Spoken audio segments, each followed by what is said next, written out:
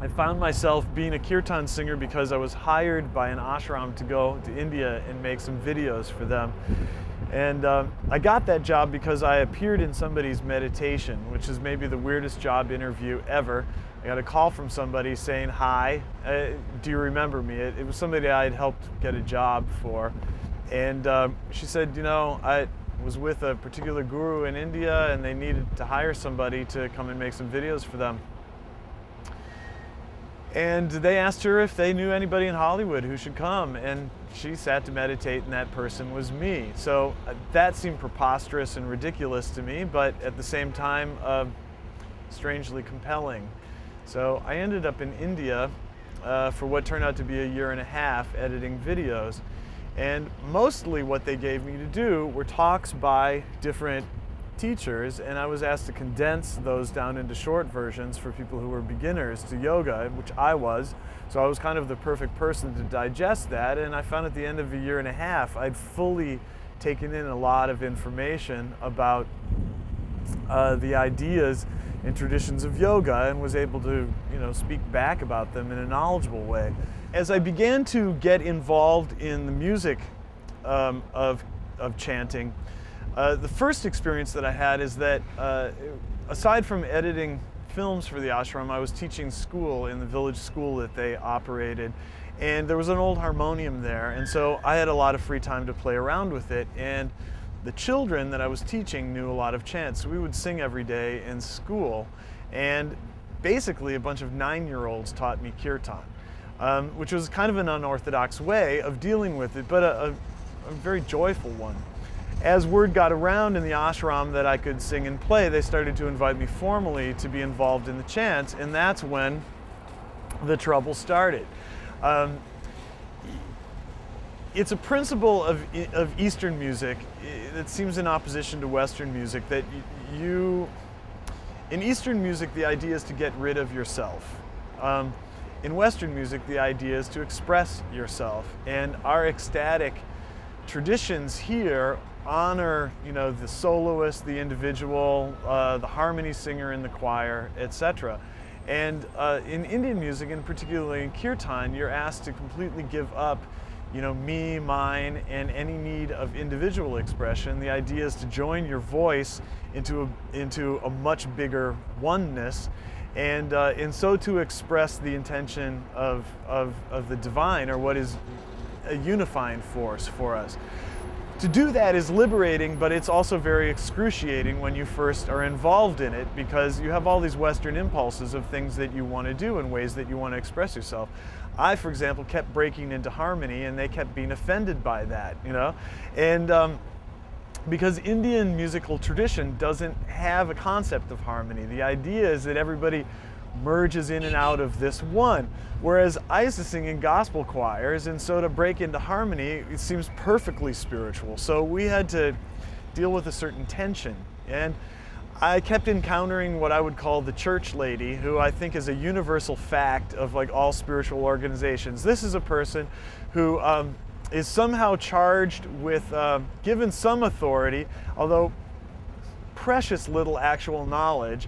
And whatever your attainments are, whatever your issues are, you're going to have to tangle with the church lady, who, no matter what you do, is going to tap you on the shoulder and say, well, currently this is not the way that we're doing it. And for me, and for many other people, that brings a lot of stuff up. You know, it's not a pretty process. And I understood that what the ashram was trying to do was to train me to serve the chant. And that was a beautiful thing. The outcome of that was beautiful. The process of that was extremely messy.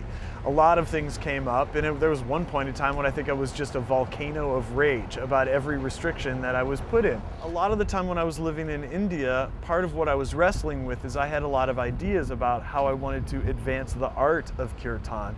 And from an Indian perspective, they already kind of had their style. I had to come back to Los Angeles to start to propel that style along.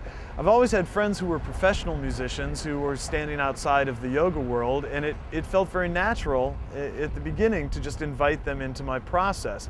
Usually they're interested in different forms, and most of them didn't know a word of Sanskrit, but I would say, hey, why don't you come sing on this thing? And they were interested. We started to conceive of Kirtan as another form of gospel or funk or soul, one that was participatory.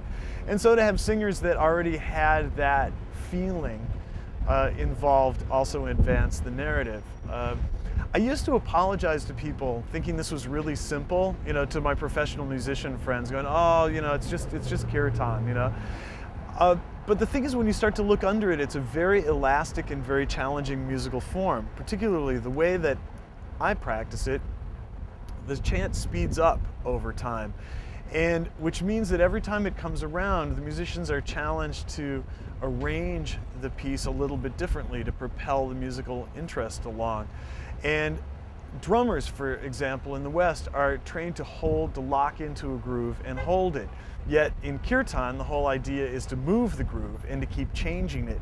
So I found that a lot of really excellent drummers saw this as a very interesting problem because it was outside of their realm of experience. So as it turned out, by asking professionals to play on my records and play in my bands, it turned out to be a challenging experience for everybody. And I hope that I've done something to expand the musical lexicon of Kirtan in the process. It's hard to say what these mantras mean, and in fact they're meant to take us beyond a place of meaning, so their nonsensical quality is one thing that attracts me to them.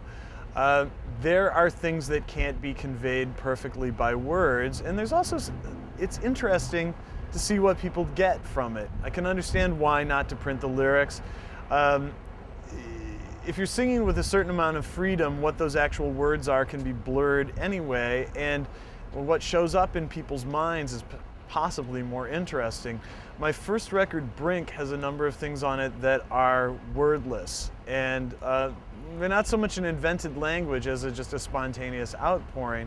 I had people write me all the time, you know, like with the words they think that I'm saying, and wondering if this is, you know, what was I thinking when I wrote that? And you know, it's funny to write them back and say, well, actually, I didn't write any words. You're reporting back to me on the words that you've heard in your own head. I've even thought about taking songs a second step this way, first putting things out without lyrics, then seeing what people think they heard, and then recording them again using the words that people thought they heard in what I was singing. You know, that may be another way of composing things.